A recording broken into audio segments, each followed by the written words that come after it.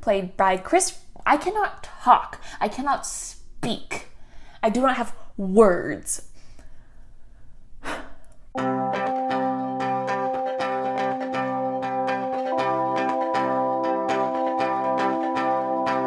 Hi everyone, happy June. Today is June 1st, the day I'm recording this, which means it's time to take a look back at my letterboxd for the month of May and go into excruciating detail of every movie I watched last month. This time it looks like I've watched, I think it was 34 movies I've watched, which I think is pretty reasonable in comparison to some other months of mine. I think this month was pretty focused on horror. Like, most of these titles are horror or thriller titles. There's some other stuff thrown in there too, but we will get to that all in due time. Let's start out with the first movie I watched in May 1st. I watched The Dentist. I don't really remember why I watched The Dentist. I think this was one of those cases where I was just scrolling on Shudder and I was like, oh yeah, I've heard of The Dentist. I've never seen The Dentist. And so I pressed play. I think I watched it on a Sunday morning in bed. It's a gross movie. I liked it. I did enjoy it. It's really nasty, which I wasn't entirely ready for, but I can't imagine how a movie about a killer dentist wouldn't be.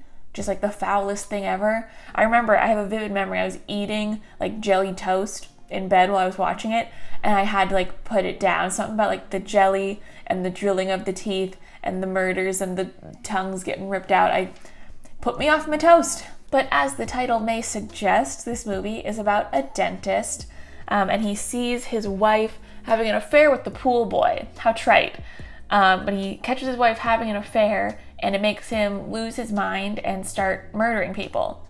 It's nasty, it's mean, pretty straightforward. I recommend it though. I think it's a fun watch. And then that same day, as part of my kickoff to May, I watched The Wicker Man, 1973 Wicker Man, so the original one, which I had never seen before. I am quite familiar with the Nicolas Cage version, but I had never seen the original one, and it was really good. It's the same basic plot about a policeman who is looking for a missing girl, and he travels to this small little island where, shenanigans ensue. It's a whole lot of fun. I really just like the atmosphere and the feel of it. It was all very floaty and ethereal. And really at the end of the day, it's just a movie about an island full of people fucking with a police officer. And I thought that was great fun. I recommend it. Oh my gosh, okay. Then I watched Teen Witch, which I immediately gave 5 stars. This is a movie about a teen girl, and she's a witch. She finds out she's a witch and has these powers and uses it to get the boy she has a crush on to like her and get revenge on the mean girls and, stuff like that. It's incredibly campy. I think it might technically be a musical. There's a lot of songs in it. It's like a big old fever dream that doesn't even necessarily feel real to me. It doesn't feel like I watched this movie. But it's a blast. And then I rewatched Single White Female, which I covered in my last month's recap. I rewatched it for an article I was writing for Screen Queens, which is out now. If you want to read that, you could. Next, I watched Jesus Camp, which was a documentary I was really into in late high school, early college. I feel like I watched this one a lot. But it's a documentary about a summer camp, a Bible camp for very evangelical Christian kids and their families. And it just really documents the process of the setup of the camp and the week the kids are at camp and the things they do after they leave camp. It's very intense. There's a lot of stuff with the camp leader, I believe her name is Becky, wanting to create an army of Christian children. It's a lot. It's a lot. I do think it's a very well done documentary because I think a lot of effort was put in to not have a specific point of view that the documentary takes. It's more you're just observing the things that are going on at this camp and coming to your own conclusions. Interesting stuff. Okay, continuing the saga of my first watch through of the Hatchet movies, I watched Hatchet 3. I like these movies very much. I think I like each sequel a little bit less than the one before it, which I think just makes sense. Diminishing returns. I think that's something that happens. Stuff I did like, I liked that the character Mary Beth had a really different spin on her in this movie. I feel like in the previous movie, she was just like sad and scared for a lot of it, and she was much more stoic in this one. I think that was fun to get to play around with that character in a different way. Of course, it was super bloody, super gory. They just keep upping the ante every time, which is not something I'm complaining about. I don't know. There's something about these movies. They really do it for me, and I'm happy I embarked on this adventure. Oh, okay, then for the last drive-in this week, they were showing Ginger Snaps, which I had never seen before, which is like pretty shocking to people because Jennifer's Body is one of my favorite movies of all time. And I'm very aware the similarities or even like the homage Jennifer's Body pays to Ginger Snaps at times. But I'd never seen this one, and I predictably loved it a lot. So Ginger Snaps falls into the subgenre of horror that's like puberty or period horror, basically, where this girl Ginger gets her first period, and that same night she is attacked by a, spoiler alert, werewolf, and she turns into a werewolf herself. And it's a really excellent metaphor for like a young girl coming of age and turning into a killer monster. It's wonderful, and it's a really strong story about sisterhood and the bond that Ginger and her sister have, and I think it's really great. Next, I watched Spree, which, if you go on my letterboxd, you'll see was one of my top 10 favorite movies of last year. I adore Spree. It is about a rideshare driver named Kurt Kunkel, who's played by Joe Keery from Stranger Things, and he has this very small YouTube channel, kind of like yours truly. Not at all like yours truly, actually. Cut the cameras. But he has a small YouTube channel, and his like only aspiration in life seems to be to grow his followers and to get more eyes on him. And so he goes on this rideshare killing spree where he gets people into his car just to murder them and live stream it to get people to pay attention to his YouTube channel. Which like sounds pretty outlandish, but when you're watching it, I kind of feel like I can see how this could happen. It's like totally over the top and ridiculous. I think it's so much fun. I have a really good time every time I've watched it. I've watched it like probably like 4 times now, and it never gets less enjoyable. It's great. This is a really fun one to watch with other people. It's a blast. I'm really happy it exists. I watched Cell again, and I already talked about Cell in another video. I don't like Cell. Cell is bad. My friend wanted to watch it, and it was very fun to watch it with her, but watching the movie again did make me realize the movie is even worse than I thought it was the first time. Bad. Moving on. Then I rewatched A Quiet Place, which I won't get too much into because I just did a whole video about it. You can hear all my thoughts on that movie, but I still like it. Still makes me cry. Well done, John Krasinski. Not horror at all, but I rewatched David Byrne's American Utopia, which was my number 1 favorite movie of last year. Just the best thing I think came out of last year. It's incredibly hopeful. It's really visually striking. The music is incredible. It's just something I can like put on anytime, any day, and it just puts me in a very good mood. It's on HBO Max. I hope it never leaves. It's a very well-filmed recording of David Byrne's Broadway show, American Utopia, directed by Spike Lee, and it just all comes together perfectly, and it's a fantastic watch. If you like talking heads, if you like music, if you like, I don't know, art and being alive, maybe watch it. Okay, this was interesting. I watched the Autopsy of Jane Doe for the first time, which I've heard about sporadically, and I always hear really good things about it, people really liking it. So I watched it, and it was really scary. I don't know what it was. I did get my second dose of the COVID vaccine that day, so maybe I was like feeling some type of way that night, but I was like really afraid. I kept like getting up to like check my windows and make sure they were closed. I was scared. But it's about a father-son duo who work in a morgue together and do autopsies on the bodies together. And the dad is played by Brian Cox from Succession. And I adore that man. I think he's fantastic. He ate my fucking chicken. So what next? Stick his cock into my potato salad? But basically they receive this body at the morgue, the body of a Jane Doe, with no clear cause of death on her. She has no like wounds or internal injuries. And so it's kind of like this mystery of figuring out what happened to her. And there's a lot of unexpected twists and turns, and it went in a direction I was not anticipating.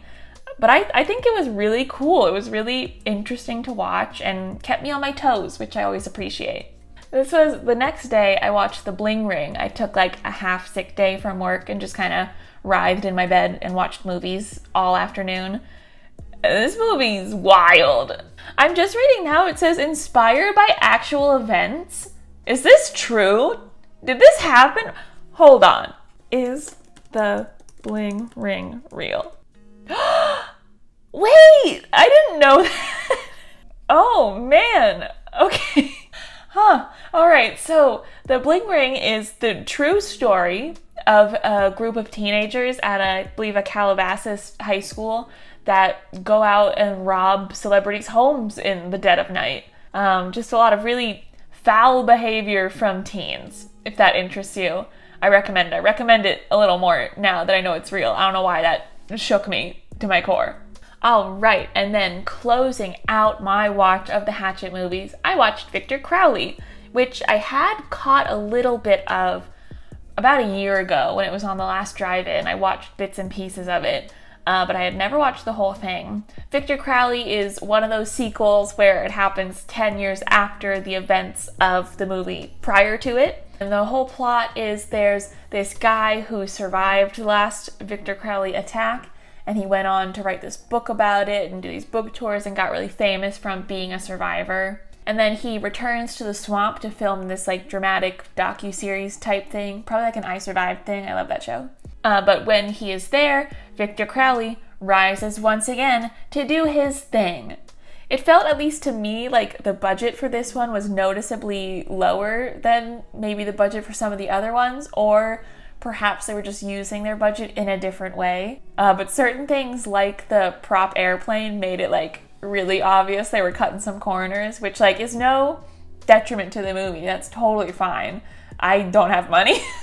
But it was just something that made me laugh. But also, this movie has Felissa Rose from Sleepaway Camp in it. So that alone is worth 5 stars to me. Okay, this was one of the best nights of my life. At the last drive-in, we watched Mandy. I was over the moon. I adore Mandy. I think it's an incredibly fascinating movie. If you don't know, Mandy is a revenge movie starring Nicolas Cage. He is married to a woman named Mandy, and after something bad happens to her, he seeks revenge, and it's absolutely blood-soaked, drug-fueled insanity. It's just like incredibly hardcore. It's so metal. It's a really big adrenaline rush. It's really exciting to watch, I think. And it's also just like a beautiful, gorgeous to look at, listen to movie with an incredible Nick Cage performance. I know he's over the top, he's a lot, but it makes sense here. There's a lot going on with this guy. But yeah, it rocks. I recommend it. Okay, big day. I watched The Dentist 2, finishing out my dentist watch. I liked this one less. It's pretty similar. The dentist just moves to like a different town after escaping the prison. It's either a prison or a mental institution. I don't remember. But he escapes his confines and goes to a town in the Midwest. But then he starts being a dentist again. And I'm like, shouldn't you do something else? And then he gets a new girlfriend there who's really not at all even his girlfriend. But that's beside the point. But there's a woman he's interested in, and she is kissing someone else. And you know how he feels about that. He feels murdery about it, is how he feels. This one just bothered me a lot more than the first one. And I said in my review here, like, it sounds stupid for me to say it felt like a mean movie, but, like, the kills were just, like, really drawn out in a way that made me kind of uncomfortable. It made me feel bad. I didn't like it as much. But there were still some fun, cheesy dentist parts. So if you like the first one, you may also like this one as well. Okay, then I watched The Wolf of Snow Hollow, which is another one of my favorites of 2020. I adored this movie. It's about this small town cop working for the sheriff's department in this snowy town. Do they say what it is? I don't remember what it is. It's a snowy place. Snow Hollow. It's Snow Hollow. But a crop of murders begin happening in Snow Hollow, and it appears to be the doing of a werewolf, but this is a movie like super grounded in reality, so our guy, he's like, no way, it's a werewolf, it's something else. So the whole movie is this struggle of the police force trying to figure out who or what is behind all the murders. It was written and directed by, and is also starring, Jim Cummings, who I was not familiar with before seeing this movie, but he's just like, he's a powerhouse. He's incredibly funny and like real and moving in this movie. I think it's great. It's also just hilarious. Like, this movie makes me laugh so hard, puts a smile on my face, and then like almost makes me cry by the end. So it's just, and that's just what I like. I just like to have all the feelings all at the same time, but just a really fun, wonderful, Christmassy also movie. I really recommend. I feel like it kind of slipped through the cracks last year, but I think it's really worthwhile and worth your time. Oh, baby, I watched Unhinged. This was another 2020 movie. This was my first time watching it. It's a movie about Russell Crowe, who's like a murderer of sorts, and a woman honks at him in traffic, and so he spends the rest of the day like tracking her down and trying to murder her and all of her friends and family. Just like the ultimate nightmare road rage situation. Most people's reviews for this movie are pretty unkind, but I don't know. I just had a lot of fun with it. It's a lot of car chases and senseless violence and Russell Crowe with a southern accent. I mean, it's just a party. I suppose if you're looking for like a plot or a storyline that seems plausible or even likely to occur, I get why you wouldn't like this so much, but I'm happy to let go of that to enjoy Unhinged Russell Crowe. I watched Never Too Young to Die, which is a movie I cannot believe isn't a cult classic at this point. I mean, it stars John Stamos as this college like gymnast who has to fight off Gene Simmons, which we don't need to get into that, but his character is fun. It's so much the whole time. But basically, John Stamos' character's dad was this like secret agent, and his dad gets killed. So John Stamos' character kind of gets thrust into this world of taking down this evil supervillain who's trying to poison the water. I think, you know, the classic tale of poisoning the water. But it's incredibly weird, incredibly campy. I'm still just in shock that it was not on my radar until now. Speaking of wacky movies, I watched Maniac Cop as part of The Last Drive-In. But Maniac Cop is a movie about a bunch of murders that happen, and all the witnesses of these murders say that it was someone wearing a cop uniform who did this. Which is, you know, a little on the nose. It does star Bruce Campbell as one of the cops looking to find the aforementioned Maniac Cop. Bruce Campbell is very hunky, and I enjoyed his performance a lot. Very classic, schlocky 80s New York City horror.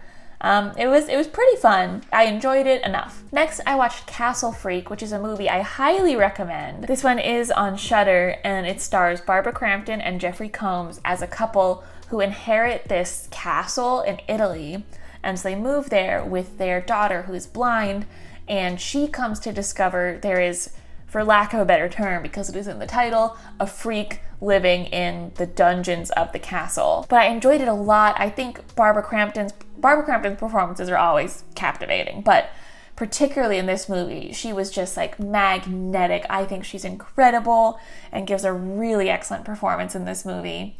It's wonderful. That same day, I watched Society, which I'm gonna be upfront and say I didn't like. I'm very sorry. I can't sum it up any better than this letterboxd summary, so I'll just tell you it's about a Beverly Hills teen discovers his parents are part of a gruesome orgy cult for the social elite. So, I had never seen this movie. I was already very familiar with the infamous shunting scene, which comes at the end of this movie.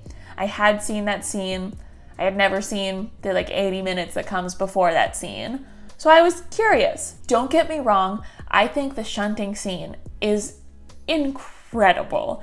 It is unlike anything I have ever seen. I don't know if I can put in a single clip or if I will be banned from YouTube forever for showing you that. That alone is 5 stars. Perfect. Amazing. Can't get better. But everything leading up to it, I did not care for. And I'm definitely not saying it was a bad movie. I think a lot of it was intentional.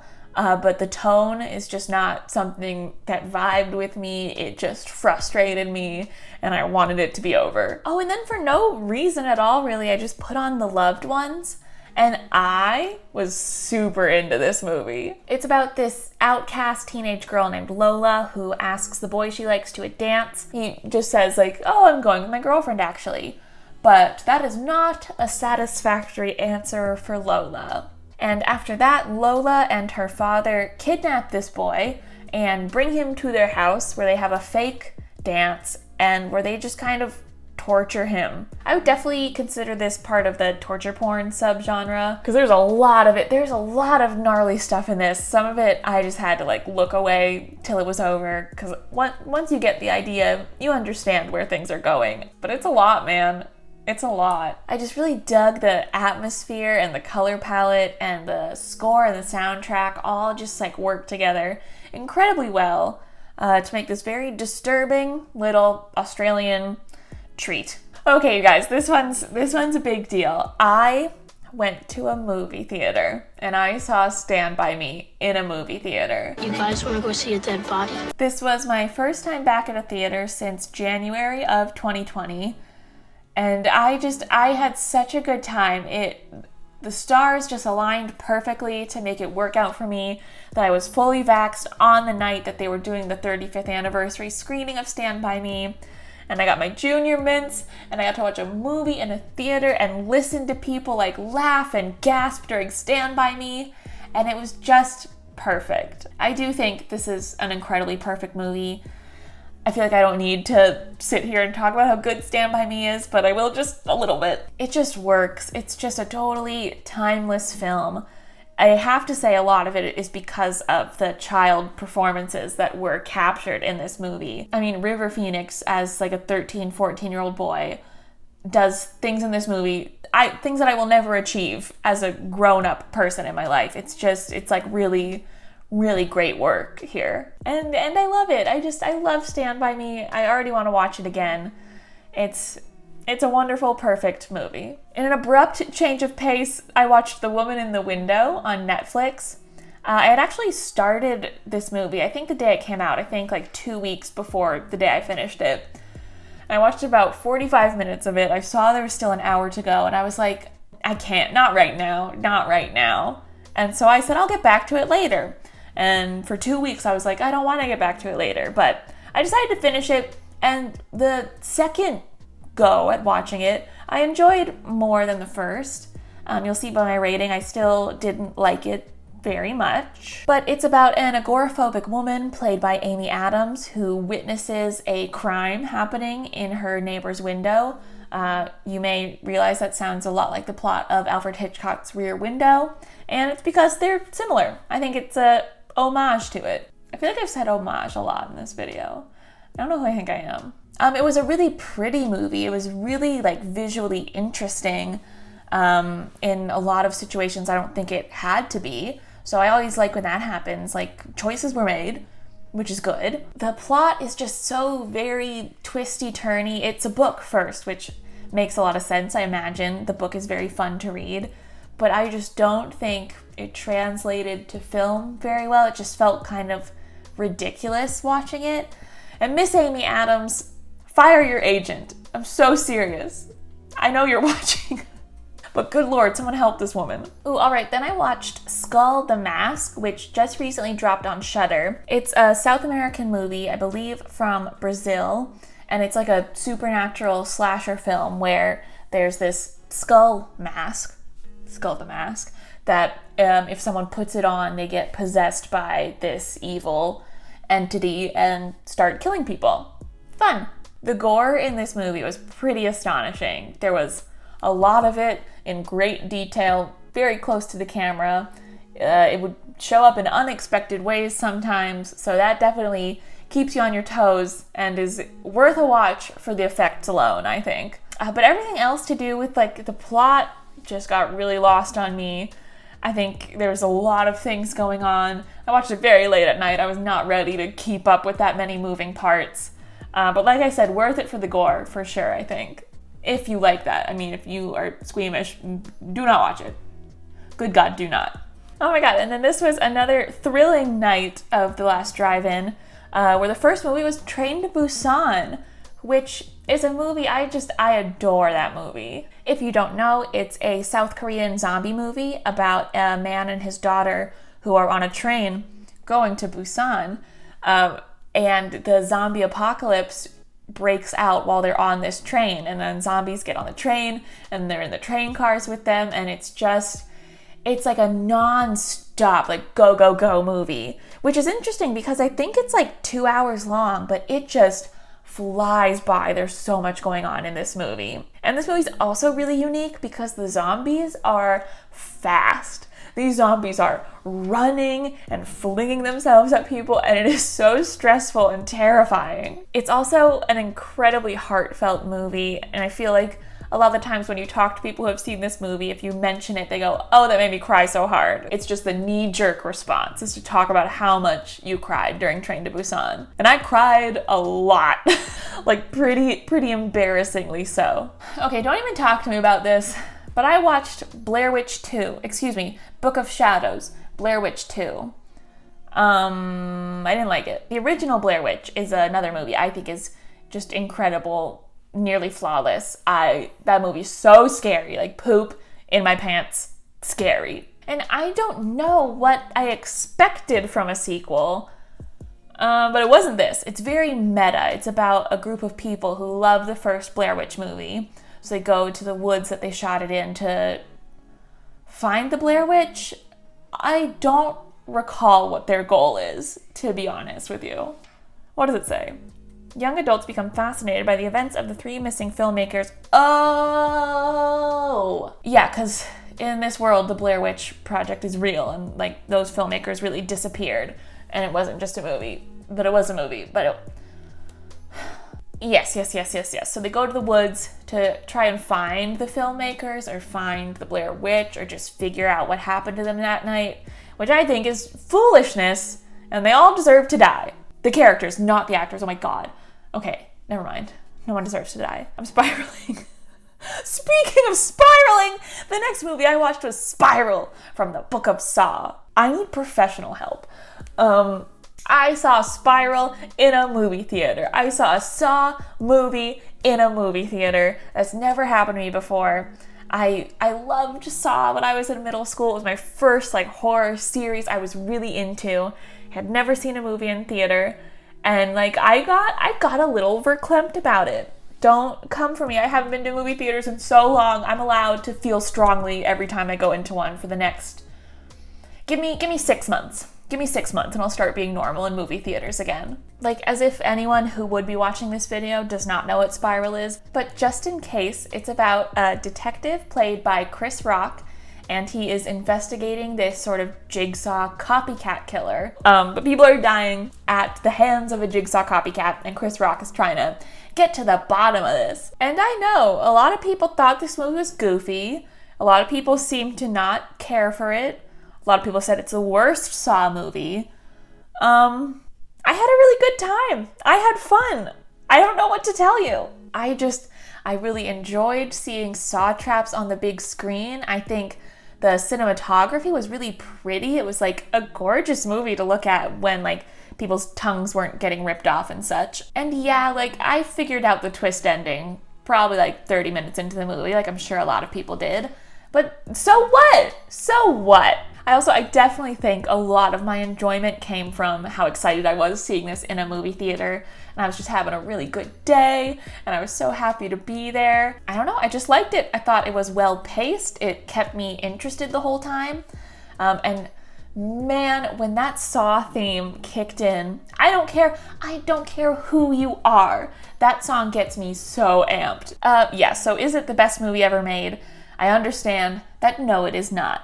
But I think it was a wonderful time at the movie theater. I'm just looking ahead, and Spiral was the last horror movie that I watched this month, so feel free to click away if that's all you're here for. I'm going to try to be relatively brief about the rest of these, but there's one I already know I'm not going to be brief about, so sorry for the way that I am. But I watched Mamma Mia, Here We Go Again, which I think is a perfect movie. I've said that about a lot of movies this month. I did a lot of rewatches of favorites.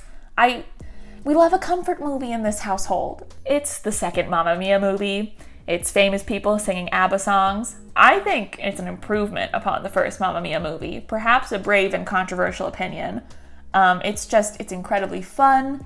It's a great kickoff to summer movie. It just makes me feel warm and happy and like I want to sing and like I want to dance and like I want Lily James to be my wife. All right, so we are now in the Bo Burnham zone.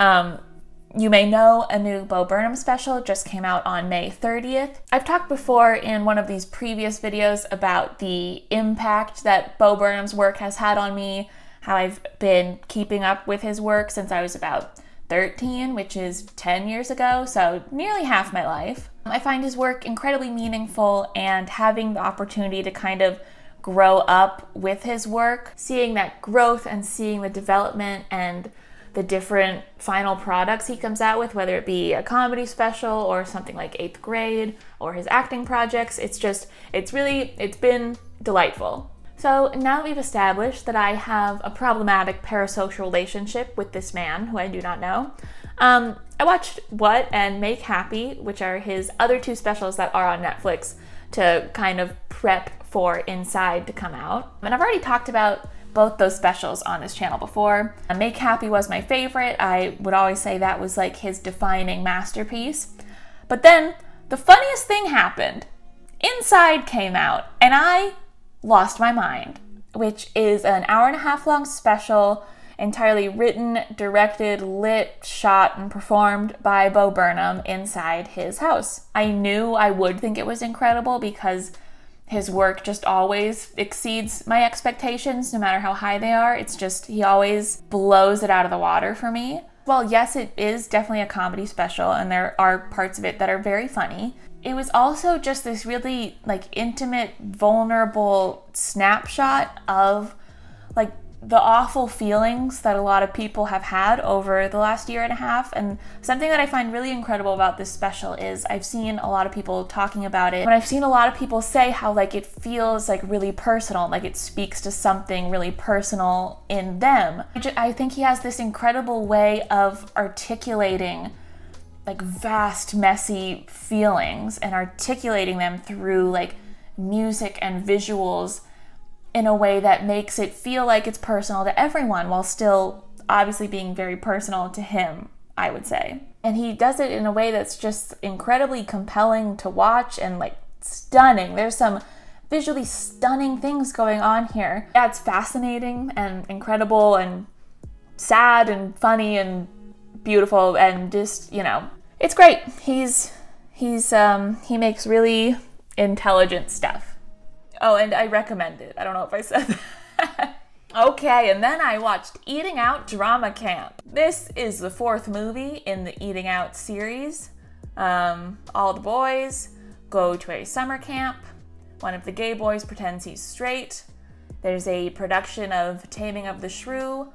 There's no sex allowed at camp, so, comedy is abound. That's all I have to say about it. Oh, and then I watched Inside again. I watched it last night, but I guess, it was well past midnight, so it was technically today. But that is likely to be coming up a lot. I've been just kind of in a constant state of rewatching it because I have issues, I have problems I need to work out. So that's May. That was a was a weird way to end. But you know, it was a weird month. It's a weird time. What am I doing? Okay, so those are all the movies I watched last month. If you are still here, you are very special to me, and I thank you for giving me this space to reflect and word vomit. But that's gonna do it. Hopefully I'm less freaking weird at the end of June. But yeah, look forward to another one of these in a month. Hopefully I can calm the hell down. It's just movies, Riley. Just talk about them. Just say what you watched. But in any case, please let me know what your favorite thing you watched last month was, what your least favorite thing you watched was, something that was just middle of the road and you want to talk about. And let me know if you got any good recommendations from this video or anything you know to stay away from now. I love hearing what you have to say. It's the least I can do after putting you through all this.